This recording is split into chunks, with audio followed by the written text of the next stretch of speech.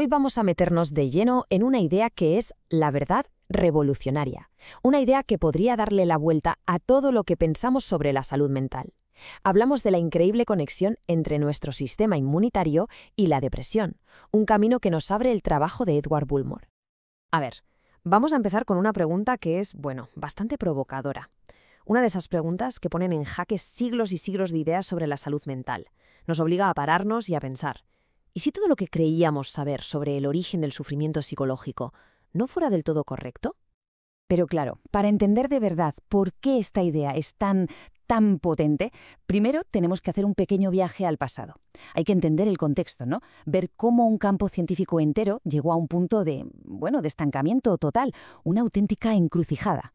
Esta cronología es en realidad la historia de una crisis, la de todo un campo científico. Fijaos, todo empieza con un optimismo brutal en los años 90. Se pensaba que las nuevas tecnologías de neuroimagen iban a ser la clave para mapear la mente. ¡Por fin! Pero esa esperanza se fue apagando poco a poco. El propio autor se mete en la industria farmacéutica para ver qué pasa desde dentro y se topa con un muro. Ve cómo gigantes del sector, como GlaxoSmithKline, tiran la toalla. Literalmente, cierran sus divisiones de salud mental. Y es justo ahí, en ese punto tan bajo, cuando no queda más remedio que empezar a buscar en una dirección totalmente nueva, casi radical. Esta cita es demoledora. Resume perfectamente esa sensación de crisis. Imaginen por un momento la situación. Eres un psiquiatra de 50 años, has dedicado toda tu vida a esto y la empresa para la que trabajas, una de las grandes, decide que ya no le interesa la psiquiatría, que no hay futuro ahí. Es que no era un simple bache, ¿eh? Era la señal inequívoca de que el camino que se había seguido durante décadas simplemente no llevaba a ninguna parte, un callejón sin salida. Vale, pero esta crisis tan moderna del siglo XXI en realidad tiene unas raíces muy profundas. Para entender de dónde viene todo este lío, tenemos que rebobinar y bastante, unos 400 años atrás. Porque todo esto empieza con una idea filosófica que ha dejado una sombra larguísima sobre toda la medicina. Y el culpable, por así decirlo, es el filósofo René Descartes. Él fue quien propuso esta separación tan radical. Por un lado tenemos el cuerpo. Para él el cuerpo era como una máquina, algo físico que se puede medir, que obedece las leyes de la física y que se puede arreglar, vamos.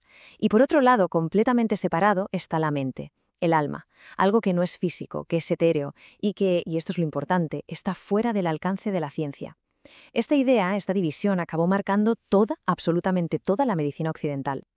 A ver, que algunas de sus ideas concretas hoy nos suenan a chiste, ¿eh? Él pensaba que la mente y el cuerpo se conectaban a través de la glándula pineal, que funcionaba como una especie de válvula para unos espíritus animales, o sea, una locura. Pero lo curioso es que, aunque los detalles estuvieran fatal, la idea gorda, la idea central de que la mente y el cuerpo son dos cosas totalmente separadas, esa idea caló.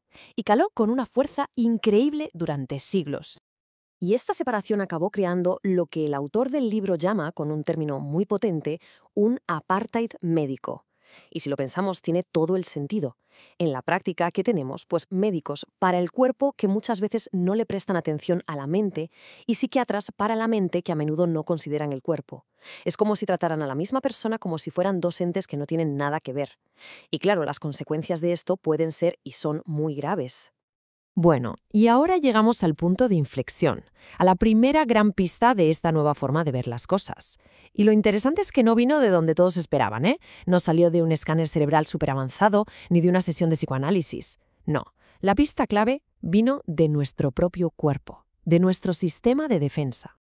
Hablamos de la inflamación.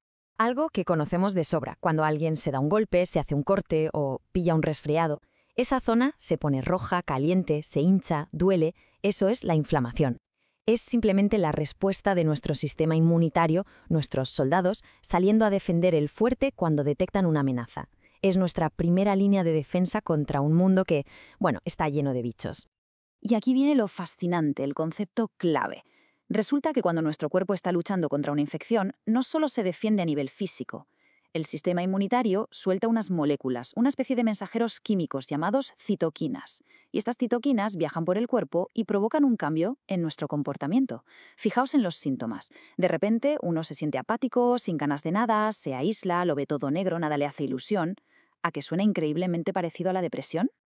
Esta cita es genial porque lo explica de una forma muy visual. Y esto no es una teoría, ¿eh? Está demostrado con experimentos. Si a una rata de laboratorio le inyectas directamente estas citoquinas, sin que haya ninguna bacteria ni virus, solo las citoquinas, la rata empieza a comportarse exactamente como si estuviera deprimida. Esto es la prueba del algodón. No es el bicho en sí al que produce el malestar anímico, es la respuesta del propio cuerpo, es la inflamación. Vale, llegamos a la pregunta del millón. ¿Cómo es posible que algo que pasa en el cuerpo, imaginen una infección en un dedo del pie, pueda afectar a lo que sentimos y pensamos dentro del cerebro? ¿Cómo se conecta una cosa con la otra? Pues la respuesta tradicional, la que se enseñó durante décadas, era que no se conectaban. Se pensaba que el cerebro era como una fortaleza, un castillo inexpugnable, que tenía su propio muro de Berlín, una cosa llamada barrera hematoencefálica, que lo mantenía totalmente aislado de las batallas inmunitarias que se libraban en el resto del cuerpo. Pero resulta que ese dogma, esa idea tan arraigada, se ha venido abajo. Hoy sabemos que ese muro no es para nada impenetrable. Es más bien como una aduana, una frontera muy controlada, sí, pero con puertas y ventanas. Una frontera que permite que haya un diálogo constante entre el sistema inmunitario del cuerpo y el cerebro. ¿Y cómo cruzan esas señales? Pues de varias maneras. Algunas de estas citoquinas son como pasajeros con un pase VIP, que cruzan la barrera directamente. Otras mandan el mensaje a través de una especie de cableado nervioso, como el nervio vago. Y otras simplemente le pasan la nota a las células de la propia barrera, para que éstas den la alarma dentro. Sea como sea, el resultado final es el mismo. El cerebro se entera. Recibe el mensaje alto y claro. Alerta. El cuerpo está siendo atacado. Y una vez que esa alarma de inflamación se enciende dentro del cerebro, esto no es algo abstracto, afecta directamente a los circuitos, a los cables que regulan nuestro estado de ánimo, nuestra motivación, nuestra capacidad para sentir placer. Y ahí lo tenemos, el puente, el vínculo físico y directo entre un estado del cuerpo, la inflamación, y un estado de la mente, la depresión. Entonces, si aceptamos esta idea de que la mente puede literalmente inflamarse, ¿qué significa todo esto? ¿Qué implicaciones tiene para el futuro? Vamos a ver cómo esto está empezando a construir una forma completamente nueva de entender y tratar la salud mental. Y de aquí nace un campo completamente nuevo, con un nombre que lo dice todo: inmunopsiquiatría. Es, ni más ni menos, que la unión oficial de la inmunología, la ciencia de nuestras defensas, y la psiquiatría, la ciencia de la mente. Dos mundos que, por culpa de esa vieja idea de Descartes, llevaban siglos dándose la espalda. Y las consecuencias de esto son, de verdad, enormes. Pensemos un poco. Primero, le da un golpe brutal a la estima. Porque si la depresión puede ser una enfermedad física, una inflamación, entonces ya no es un fallo moral o una falta de voluntad.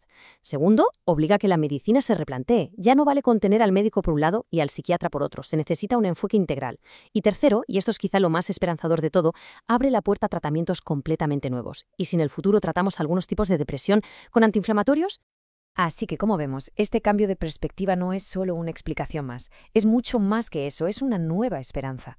La idea de una mente inflamada nos sugiere que quizás de forma silenciosa, sin que salga en los grandes titulares, ya está en marcha una de las revoluciones más importantes de la medicina moderna. Una revolución que por fin, después de 400 años de divorcio, está volviendo a unir lo que nunca debió separarse: la mente y el cuerpo.